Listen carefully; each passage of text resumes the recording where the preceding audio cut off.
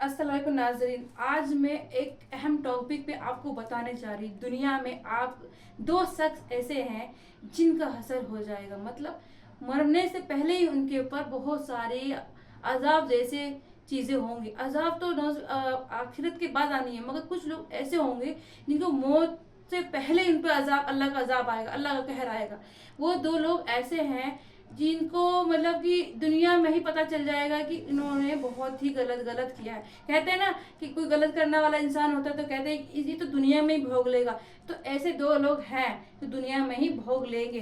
पहला शख्स तो वो है जो माँ बाप को तकलीफ पहुंचाता है।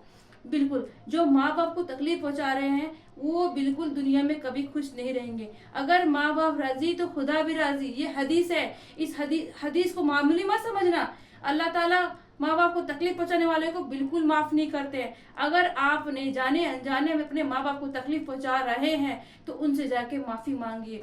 माँ बाप को खुश रखना आप पर एक बड़ा फर्ज है। माँ बाप को मुस्कुरा के देखना एक सदका है। माँ बाप अगर अपनी उम्र तक पहुंच जाएं, उनका ख्याल रखना, उन्हें केयर करना वो आपकी जिम्मेदारी है। कुरान में भी अल्लाह ताला ने फरमा दिया है कि आप कभी भी अपने माँ बाप को धूले से भी दिल नहीं दुखाना है।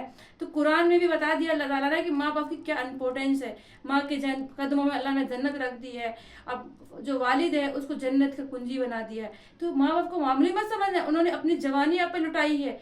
तो अगर माँ बाप राजी नहीं है तो आप कभी भी खुश नहीं रह सकते। आज के नौजवान क्या कर रहे हैं कि माँ बाप जो कह रहे हैं, वालिदैन जो कह रहे हैं, उसको काट के बात को नजरअंदाज कर देते हैं और सोचते हैं कि हम बहुत ज्यादा अपने आप को होशियार हो गए।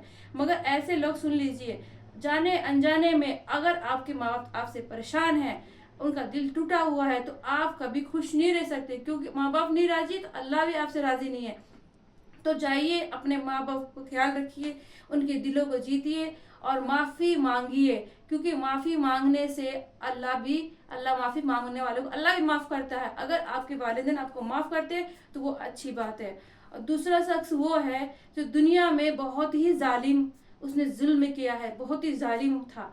वो जालिम कोई बड़ा हुक्मरान नहीं, कोई मामूली एक घर का इंसान भी हो सकता है। अगर कोई शोहर अपनी बीवी को तकलीफ पहुंचा रहा है तो वो भी एक जुल्म है, तो वो एक जालिम कहलाएगा। अगर एक सास अपनी बहू को परेशान कर रही है, उसको तकलीफ दे रही है, अल्फाज से उसको तकलीफ दे रही है, उसके दिलों को छन्नी छन्नी कर रही है, तो वो भी एक जालिम औरत कहलाएगी। तो जालिम का कभी जो अंजाम है ना, कभी अच्छा नहीं होगा। दुनिया के बाद भी उसको अजाब होगा और दुनिया में भी उसको अजाब अल्लाह देगा, उसको बहुत तकलीफ देगा।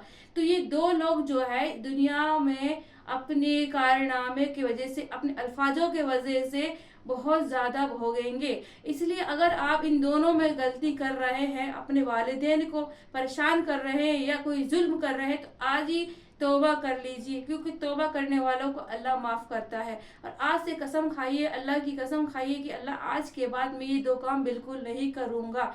क्योंकि दुनिया में हमें जरा से चोट पहुंचता है तो हमें इतनी तकलीफ पहुंचती है। बताइए, अगर जीते जी हम पे अल्लाह ने लानत भेज दी, हम पे अपना अजाब भेज दिए, तो हम कैसे बर्दाश्त करेंगे। और जहन्नम के बाद की जो जहन्नम का अजाब वो कैसे बर्दाश्त करेंगे। तो आज ही तौबा करने का टाइम है।